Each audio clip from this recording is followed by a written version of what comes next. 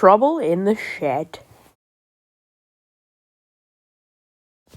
The Fat Controller sat in his office and listened. The Fat Controller frowned and said, "What a nuisance passengers are! How can I work with all this noise?" The station master knocked and came in, looking worried. "There's trouble in the shed, sir. Henry is sulking, there is no train, and the passengers are saying this is a bad railway." "Indeed," said the Fat Controller. "We cannot allow that. We'll quiet the passengers, please. I will go and speak to Henry." He found Henry, Gordon, and James looking sulky. "Come along, Henry," he said. "It is time your train was ready." "Henry's not going," said Gordon rudely. "We won't shunt like common tank engines. We're important tender engines. You fetch our coaches and we will pull them. Tender engines don't shunt." And all three engines let off steam in a cheeky way. "Oh, indeed," said the Fat Controller severely. "We'll see about that. Engines on my railway do as they are told." He hurried away, climbed into his car, and drove to find Edward. The yard has never been the same since Thomas left, he thought sadly. Edward was shunting. "Leave those trucks, please, Edward. I want you to push coaches for me in the yard." "Thank you, sir. That will be a nice change." "That's a good engine," said the Fat Controller kindly. "Off you go, then." So Edward found coaches for the three engines, and that day the trains ran as usual. But when the Fat Controller came next morning, Edward looked unhappy. Gordon came clanking past, hissing rudely. "Bless me," said the Fat Controller. "What a noise!" "They all hiss me, sir," answered Edward sadly. "They say tender engines don't shunt, and last night they said I had black wheels. I haven't, have I, sir?" "No, Edward, you have nice blue ones, and I'm proud of you. Tender engines do shunt, but all the same you'd be happier in your own yard. We need a tank engine here." He went to an engine workshop and they showed him all sorts of tank engines.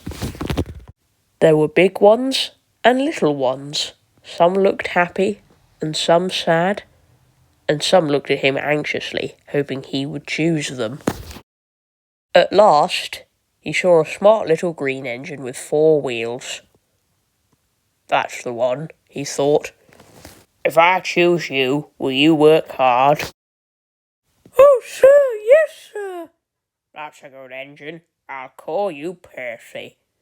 "Yes, sir, thank you, sir," said Percy happily. So he bought Percy and drove him back to the yard. "Edward," he called, "here's Percy. Will you show him everything?" Percy soon learned what he had to do, and they had a happy afternoon. Once Henry came by, hissing as usual. "Whee!" said Percy suddenly. Henry jumped and ran back to the shed. "How beautifully you wheeshed him," laughed Edward. "I can't wheesh like that." "Oh," said Percy modestly, "that's nothing. You should hear them in the workshop. You have to wheesh loudly to make yourself heard." Next morning, Thomas arrived. "The Fat Controller sent for me. I expect he wants help," he said importantly to Edward. "Shh! Here he comes." "Well done, Thomas. You've been quick. Listen, Henry, Gordon and James are sulking. They say they won't shunt like common tank engines, so I have shut them up and I want you both to run the line."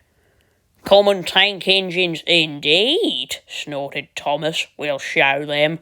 "And Percy here will help too," said the Fat Controller.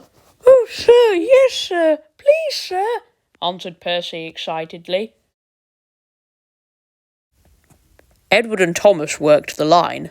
Starting at opposite ends, they pulled the trains, whistling cheerfully to each other as they passed. Percy sometimes puffed along the branch line. Thomas was anxious, but both driver and guard promised to take care of Annie and Clarabelle.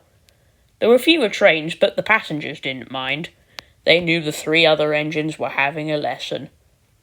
Henry, Gordon, and James stayed shut in the shed, and they were cold, lonely, and miserable. They wished now they hadn't been so silly.